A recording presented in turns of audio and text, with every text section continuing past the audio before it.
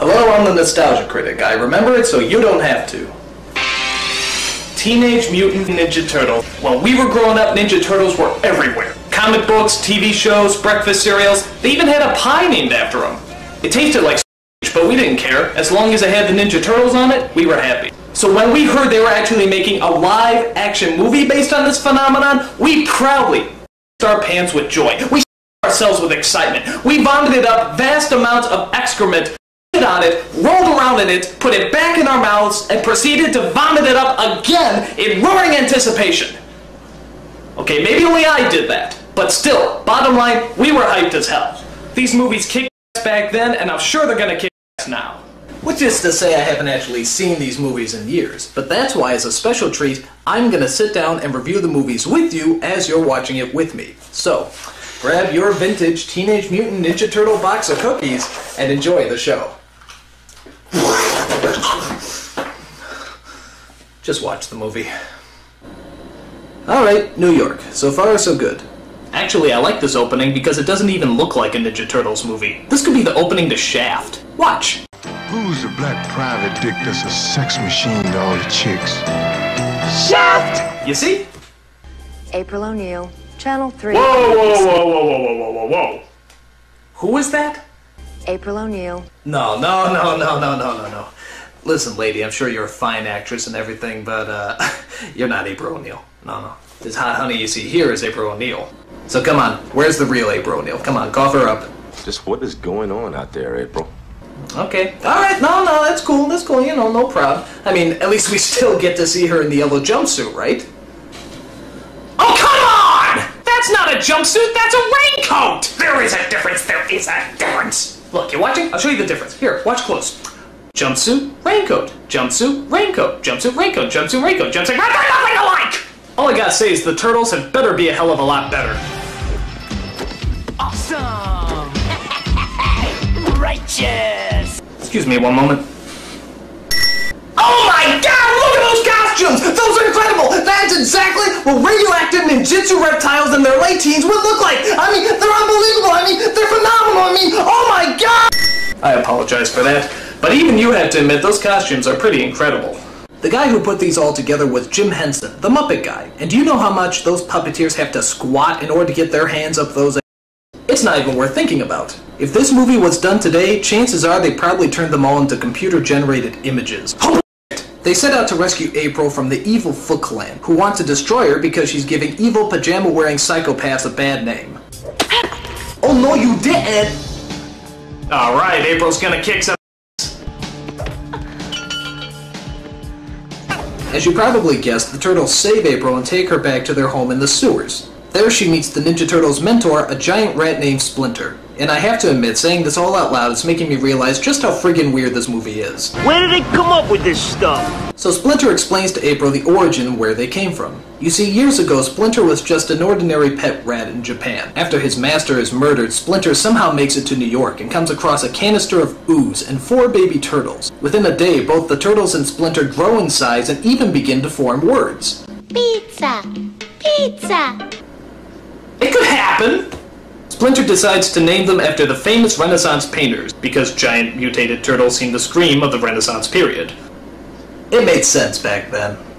Wondering how much acid she dropped, April decides to help them defeat the Foot and bring order to the city. And on their way, they're helped by a vigilante known as Casey Jones, who's pretty cool despite the fact that he looks like Jason's homosexual Canadian brother. Ooh. Now the leader of the Foot Clan is an evil kitchen utensil known as the Shredder, which everyone says is a giant Darth Vader ripoff, but I don't see the resemblance. I am your father. Okay, it's a ripoff, but you gotta give this guy credit. He has a diabolical scheme to... Actually, what was the plan again? Punish these turtles. I'm sorry, I don't care how menacing or powerful you are, there's no way you can make punishing turtles sound threatening. I'm sorry, it's just not humanly possible. But, you see, he is using kids and teenagers to fight his battles. If you went up to a hitman and said you wanted them to hunt down some turtles, they'd probably laugh in your face. However, if you get a bunch of stupid kids, stone them off their asses, get dressed up in shiny metal, recruit them to be ninjas, and then ask them to hunt down some turtles? Dude, sign me up! Awesome! My only problem with this plan is the costumes they're assigned. I mean, I know they're supposed to be ninjas and everything, but those costumes are so tight, I don't even think they can talk.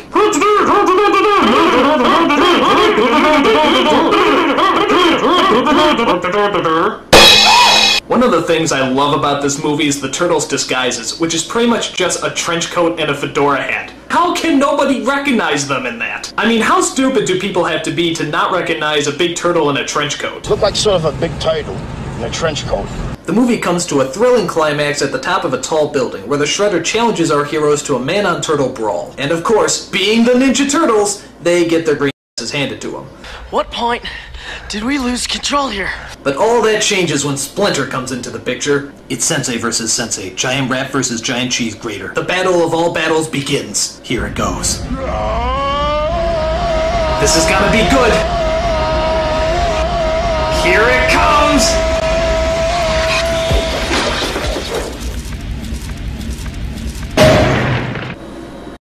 What kind of battle is that? He sticks out his foot like a cartoon character and he trips? What a ripoff!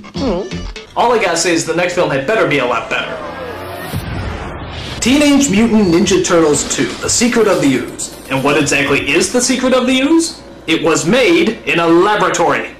And that's about it. There's not really any surprises on top of that. Kind of a big letdown. But the Turtles are back. And this time around they're, well, more kid-friendly, I guess. After all the parents complained about the violence and swearing in the first film, you know, everything that made it good, the second film tones down the action and the bad language. So instead of using their weapons to fight people, they use stuff like cold food, belts, and yo-yos. You know, stuff you find lying around the house. So now all your kids will know how to turn ordinary household appliances into blunt weapons. Thank you, parents of America. Idiots. And as for the bad language, I don't know. I don't remember too much swearing in the first film. Ninja kicked the damn rabbit! Damn! Okay. So every kid was swearing like a b****d after they saw this movie. But granted, it's a lot better than their original cut.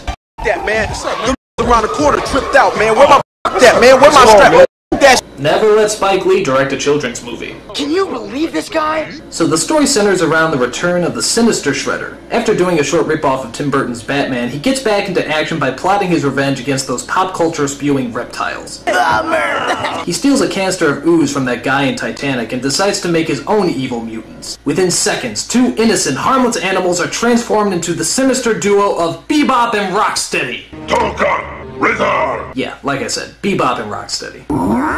Now the one scene everyone remembers is the fight scene that takes place in the whitest of all rap clubs led by the whitest of all rappers. You guessed it, Vanilla Ice. Oh no! Gee, it looks like they're pretty freaked out about all those monsters breaking into their club. But wait a minute.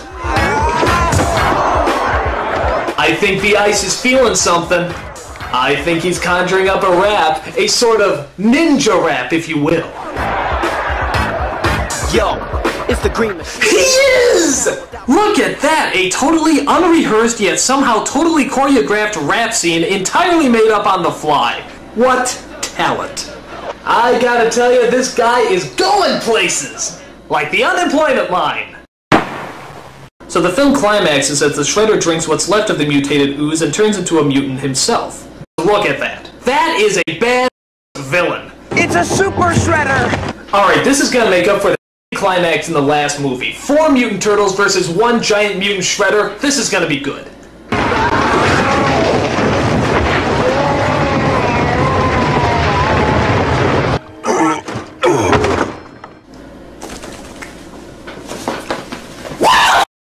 Are you telling me that a regular shredder can survive a 7-story fall and a dump truck crushing him, and yet a super shredder can't survive a bunch of wood falling on him?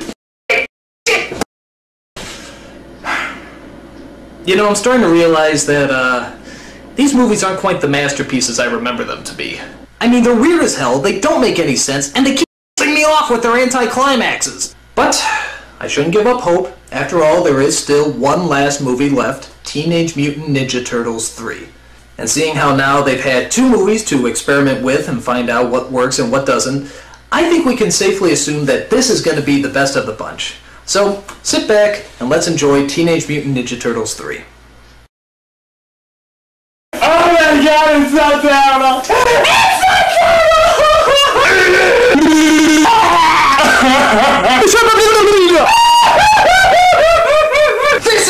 worst thing that no one should ever have to see. It's awful. It's terrible.